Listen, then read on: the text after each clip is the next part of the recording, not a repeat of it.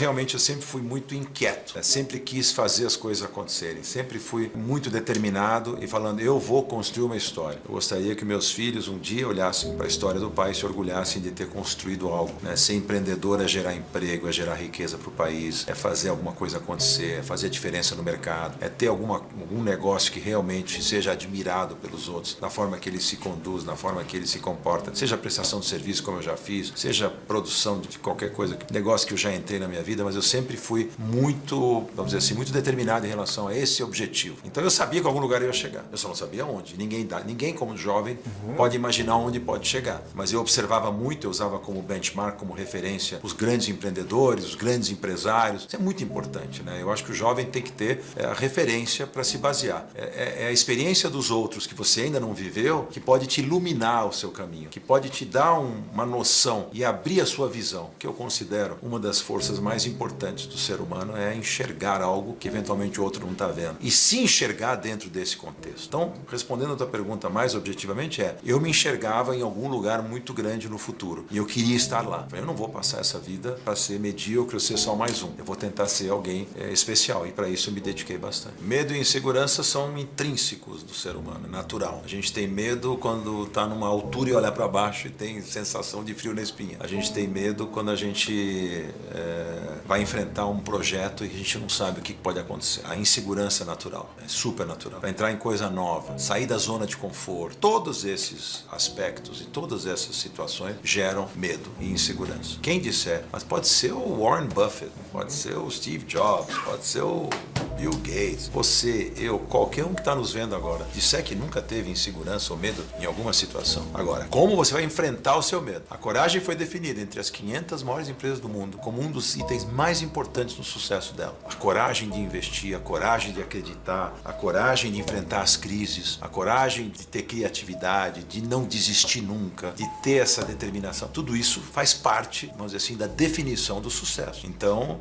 sim, tive medo várias vezes, sim, já tive insegurança, mas eu consegui largamente superar isso fazendo as coisas acontecerem e não deixando de fazer, e errando, e tropeçando e levantando, e tropeçando e levantando. O bom executivo, o bom empresário acerta mais do que erra, mas vai errar também. Eu comecei com meu pai com 18 anos de idade, na empresa ele tinha uma construtora na época, depois ele vendeu, e eu comecei na publicidade com 25 anos de idade. Na época eu pensava o que eu vou fazer. O meu ex-sócio tinha um escritório, meu ex-sócio é primo do meu cunhado, que era o Fischer, não sei se vocês lembram. Lembro do Fischer. E a gente fez uma sociedade de 17 anos, depois a gente se desentendeu. A gente se desentendeu fortemente, eu saí em 98, montei uma nova empresa do nada, chamava Grupo Nilcon.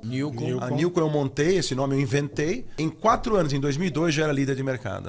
Foi o maior crescimento da história da propaganda da América Latina. Não tem nada igual. Saí do zero para primeiro lugar no ranking em 4 anos, depois de ter tido uma operação de sucesso com o meu sócio. Eu escrevi até um livro, eu escrevi 2 livros. O primeiro livro, que era Construindo uma Vida, era minha biografia empresarial.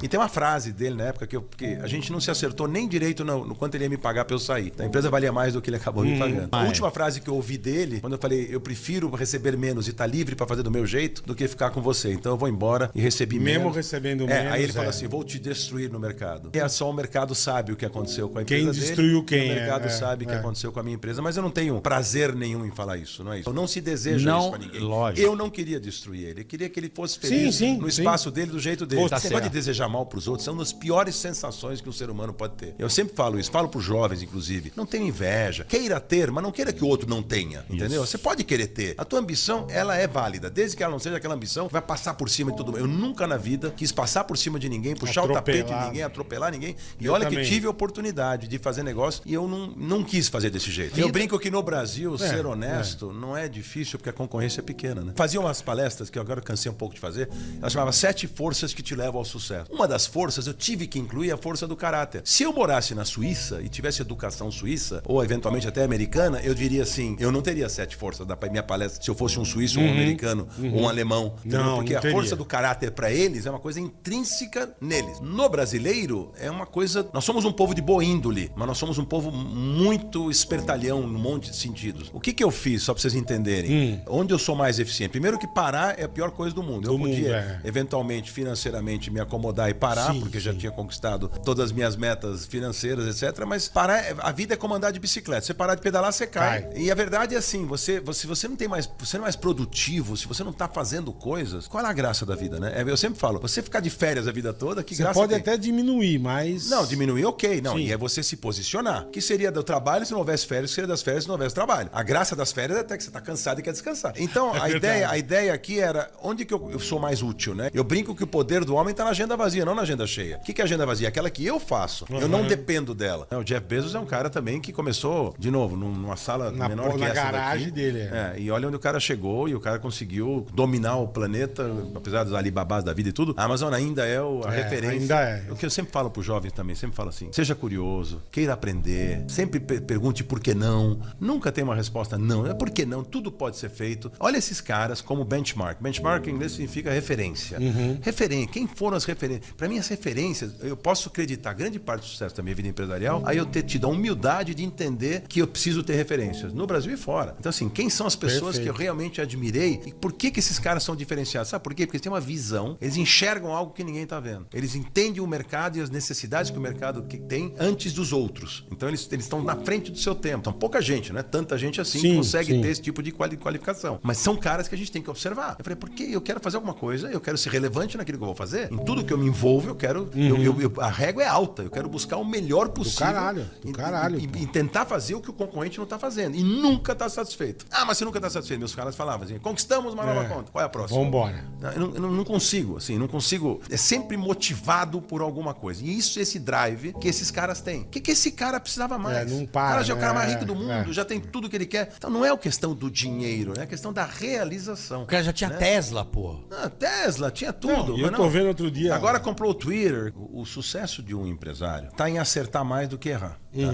Não existe ninguém no mundo que não tenha tomado decisões erradas em certos momentos, que tenha errado em certos momentos. Tal. Eu acho que o que mais me orgulha é que se você tivesse um ranking possível de avaliar a quantidade de acertos e erros, eu devo estar no top de acertos, entendeu? Então assim, eu acertei muito mais do que errei na minha vida. Já errei, já paguei por isso. Errei bastante, não é? E é o que o Michael Jordan falou, é nos erros que a gente aprende. Porque errar uma vez, ok, errar no segundo é burrice, né? Mas o mesmo erro, você pode cometer novos erros, os mesmos erros você não vai cometer. E em tudo na vida pessoal, em tudo. Eu aprendo bastante, analiso bastante o que eu fiz, o que eu deixei de fazer, para como que eu vou agir daqui para frente nas novas situações.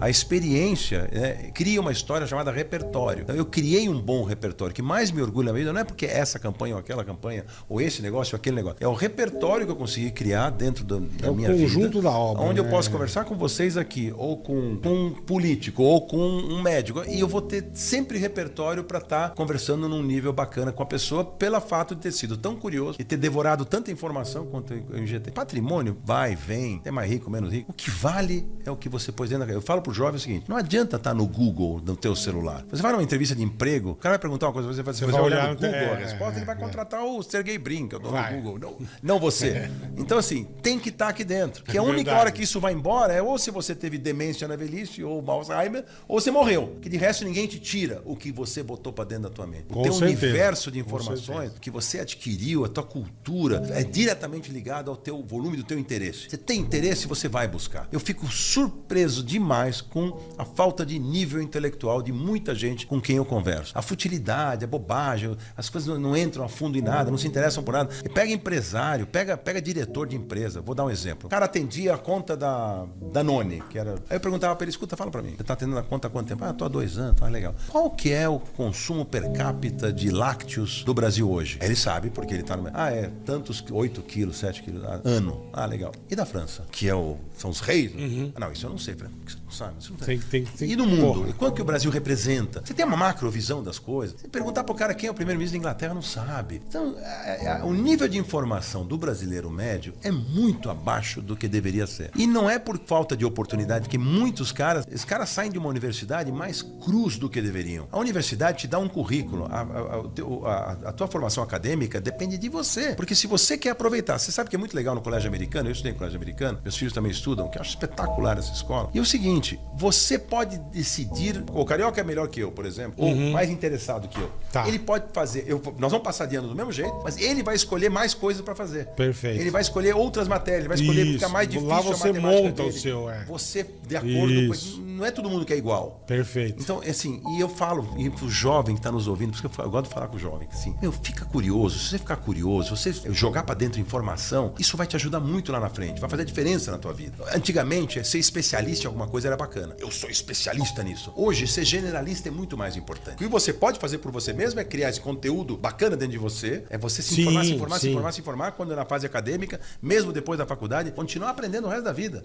Tem uma irmã minha que é mais velha, que eu tenho 69 anos, ela fez um 5º mestrado na vida dela. E hoje em dia você faz isso em casa, você não precisa nem na faculdade. Sim, em casa, exatamente. Ensino à distância. Tudo na vida, aqui se faz, aqui se paga. Tudo que você planta, você colhe. Perfeito. Se você for desonesto, sacana, você vai colher problema no futuro. Tem toda a razão. Se você quer ter saúde, o jovem aguenta enfiar no corpo dele um monte de coisa. Aguenta cigarro, aguenta bebida alcoólica, aguenta droga, porque o corpo ainda é jovem e vai aguentando. Só que o efeito cumulativo disso no futuro, quando ele olhar para trás e falar, por que eu fiz isso? É tarde demais. Você conhece o Casemiro? Olha o tanto que ele faturou na Copa do Mundo utilizando estratégias que o Peter Jordan ensina no curso dele. E essas estratégias foram liberadas agora, é totalmente exclusivo. Se você quer aprender a trabalhar de casa e faturar muito, clique aqui no link da descrição. Corra!